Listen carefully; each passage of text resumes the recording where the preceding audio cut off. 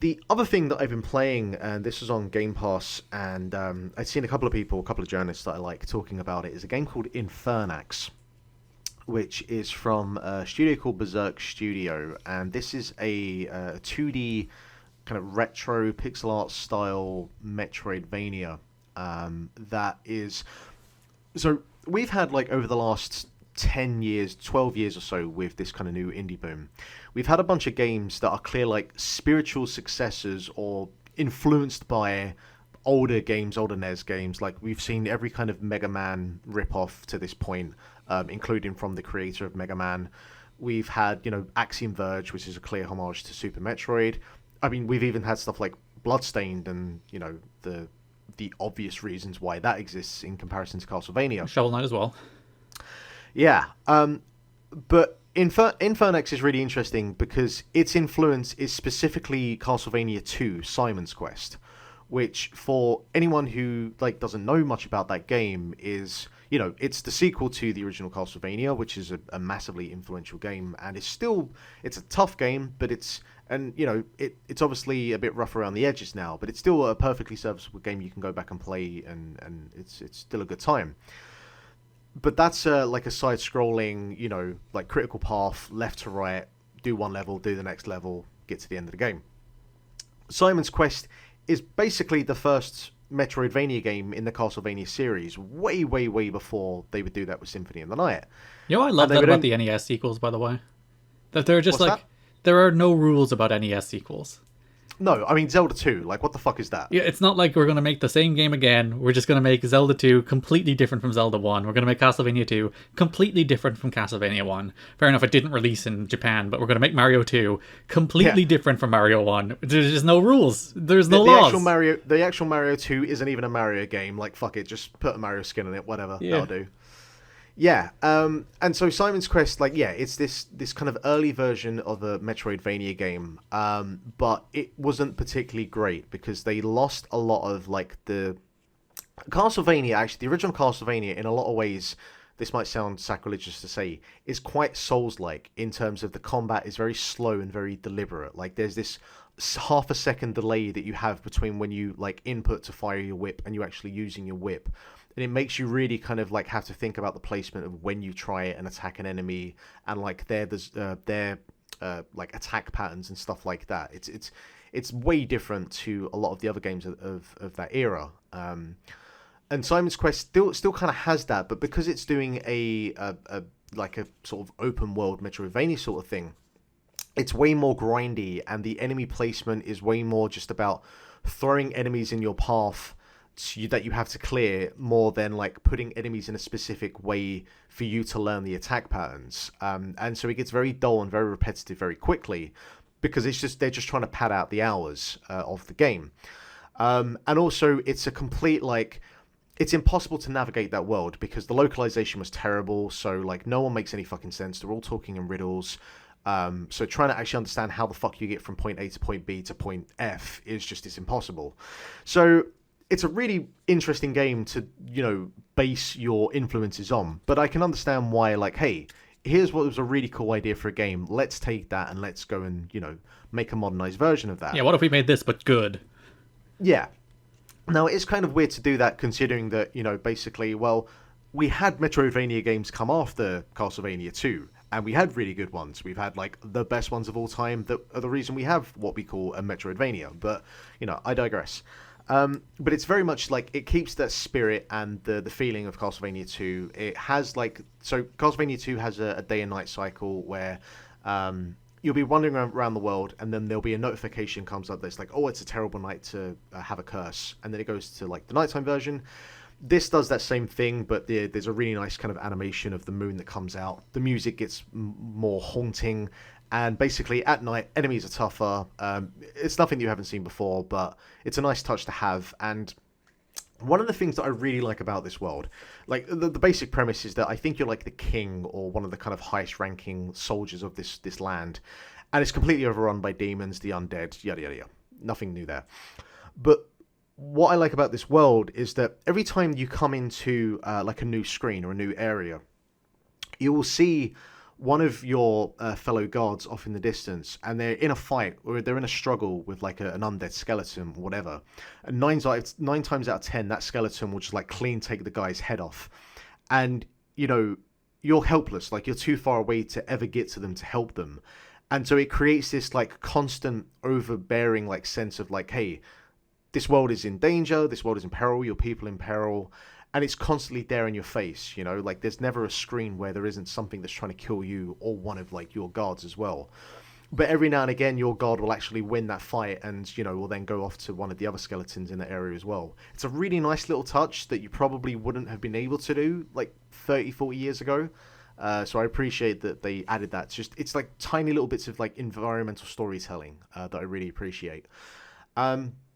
It follows a lot of the similar flow of a Metroidvania. You know, you have certain areas you can go to. There are certain areas you can't get to yet. You need other power-ups. You know, there's the version of the double jump that is just basically like you can shoot your...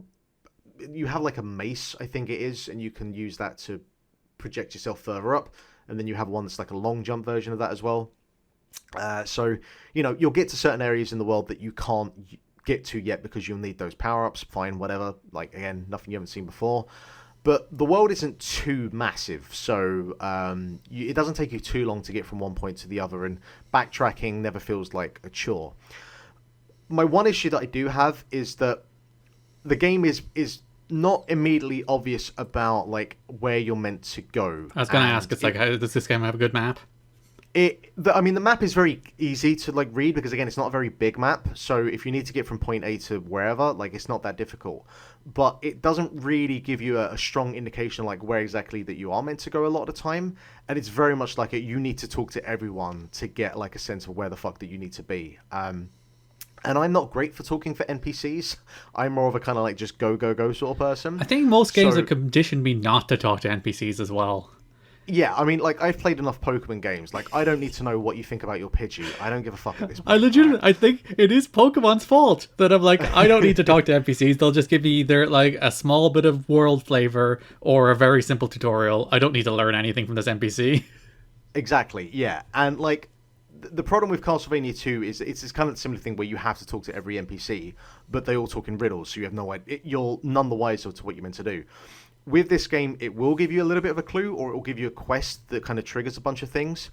But there are certain things, like there's one side quest where a guy is possessed, and there's like a kind of like a sort of power beam, energy sort of beam that you're meant to use in it. But I'm guessing there's an NPC that tells me I'm meant to do that. But I had no fucking clue that was what I was meant to do, and I had to just go and use a walkthrough because I was like, I don't know what the fuck I'm meant to do with this guy. Are you a guy that has like moral objections to using walkthroughs, or is it like in last resort? Or because I'm a person who, if like there's a puzzle in a game that's you have to run to 4 rooms to find a code, I'm just going to Google your code. I don't want to do your nonsense puzzle. I don't want to waste my time. I have no objection to using a guide at any stage. Garrett, let me tell you, I will be exclusively playing through Elden Ring using a guide. Which I would frankly encourage. Yes, if I'm going to try and finish that fucking game before Game of the Year so I can have an objective opinion or subjective opinion in it, I will be using that guide, and I do not care what anyone fucking says. So, but, you know, I won't, like, with a game like this, certainly for, like, Metroidvanias, I will try and do it as much as I can by myself, because I think that you get a better sense of, like, hey, what were the game designers trying to do with this game, and how are the ways that they try and lead you to where you need to go next, without me blindly just having to use a walkthrough guide. Like, I think it is...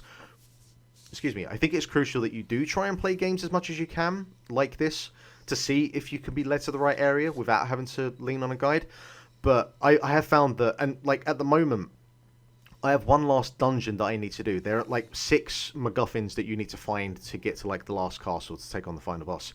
And I have no fucking clue where this last castle is. And, like, I'm looking at the map. And you know when you look at a Metroidvania map and you'll see, like, the white line that makes up the wall, and you'll see, like, where a gap is that indicates that, hey, there's, like, a room past that.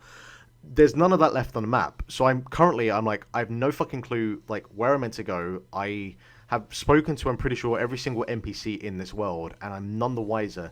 There is one castle left, but its door is locked. I have no idea how to unlock it.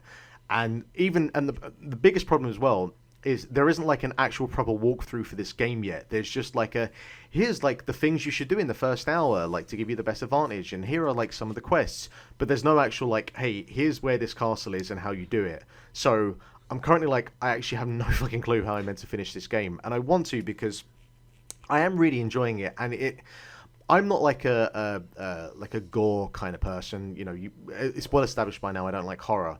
But in this kind of 2D art style setting, I'm all for it. And I think the boss designs, the character designs, the gore that they put in this game, it's fucking tremendous. Like, this game kind of whips ass for that sort of thing.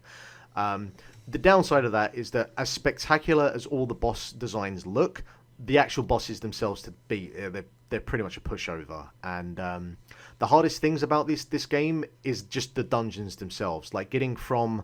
Because... You can try and play through the game or through the dungeons, the game in general, without using like a save and continue system. But it means that basically if you die in the dungeon, you'll just go back to the start of that dungeon and you have to try and do it again. And certainly the first couple of dungeons until you start getting the power-ups, they're pretty fucking rough. And some of the platforming is pretty tough as well. And, you know, like a whole bunch of like instant death traps and death pits. And you don't have like a lot of health to work with. So you do end up dying a lot, and you'll get to the point where there's like, hey, here's a slightly easier mode that will just let you keep all of the stuff that you've collected. So that key that you need to get in the left side of the dungeon, you already have that now, so you can now just go and do the right hand side of the dungeon if you want. So there's that. And I will say, this is one of my favorite games in a while where like the dying is really cool, because basically the screen kind of flashes red, and whatever is killing you, like, so say if there's a skeleton that has hit you with its sword, the screen will go red and you'll see like the silhouettes of you and the skeleton, and then basically like the actual final death blow is like the skeleton taking your head off or stabbing you through the heart, or like if you fall into a lava pit, you know, the screen will go red and then you'll see your character like disintegrate. And it's again these kind of little touches that you wouldn't get probably if this game was made 30-40 years ago, that just like bring the game up in terms of its presentation to the next level. So I really like Infernax. I really hope I can figure out how the fuck to finish this game. And it's only about 4 or 5 hours long. It's not that long, and it's on Game Pass, so I'd give it a recommendation. That is the fun thing about being an early adopter of a game. The same thing happened to me last year at Fantasian, where I was like, I don't know where to go, let me look it up. Oh, apparently nobody knows where to go. Oh, well. Yeah.